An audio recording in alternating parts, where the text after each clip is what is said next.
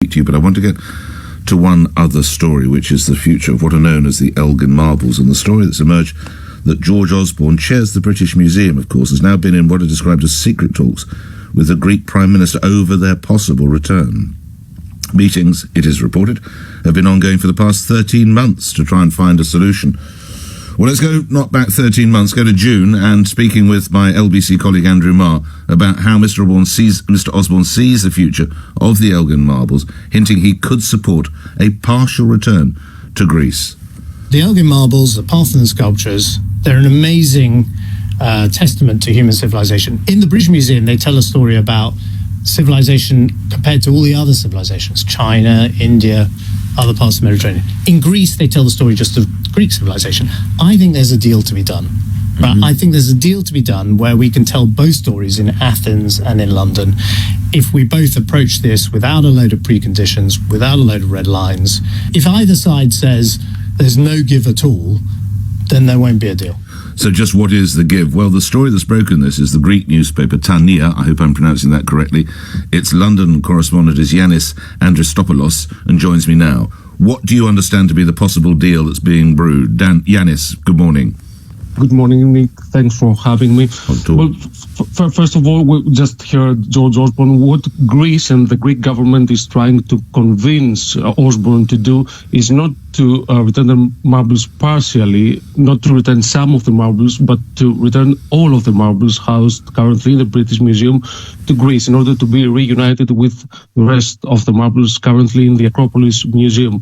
So we revealed on Saturday that there are ongoing talks between Mr. Osborne and the Greek Prime Minister Kyriakos Mitsotakis and two other government ministers of Greece over the last 13 months. A Greek official told me that an agreement is 90% complete, but they added that the critical 10% remains unresolved.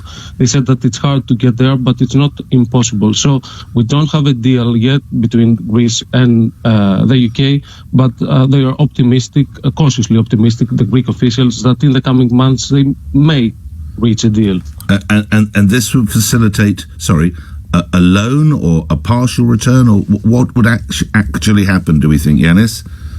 Well, Greece has been rejecting the possibility of a loan because Greece maintains that they are the legal owners of the marbles.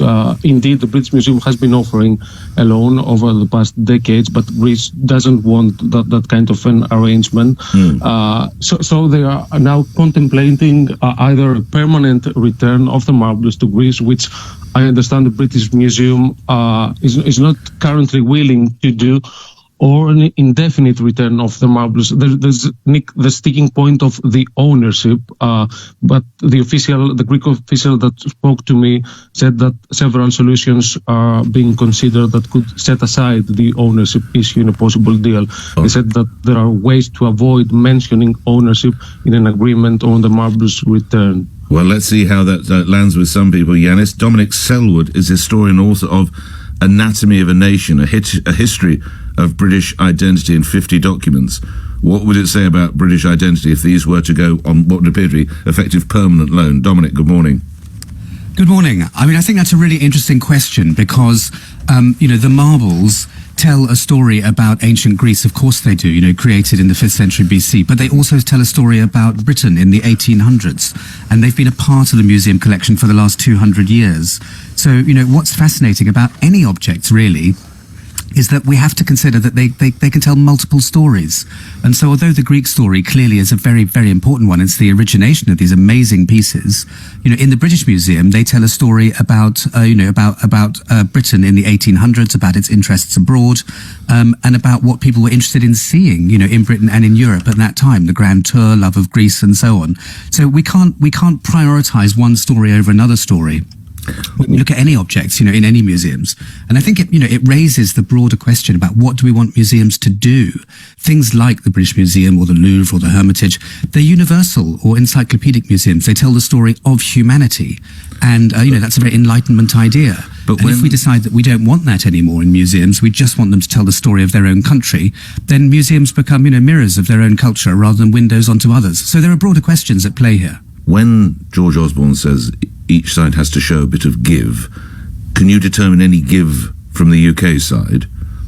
I think, as your previous guest Yannis mentioned, as Yannis said, the British Museum has always been happy to loan its artefacts, and that extends to all artefacts. But the museum doesn't actually own its artefacts. The government, the people own the artefacts under the Trustee Act. So the British Museum can't decide unilaterally to give any of its collection back again. That has to be done by Act of Parliament. So I think the give is very evident. Jonathan Williams, the Deputy Director of the Museum, said in July that they were calling for an active Parthenon partnership. And I imagine it'll be more in that area that these talks are exploring what can be done, rather than, as Yannis was saying, any outright return or ownership, because that's just too thorny. Grateful for your time. Let's thank, in order, Yannis Andritsopoulos, the London correspondent for the Greek newspaper Tania, who broke the story. Congratulations to you, Yannis, getting away with that one. And thanks also to Dominic Selwood, who's historian and author of Anatomy of a Nation, a history of British identity in 50 documents.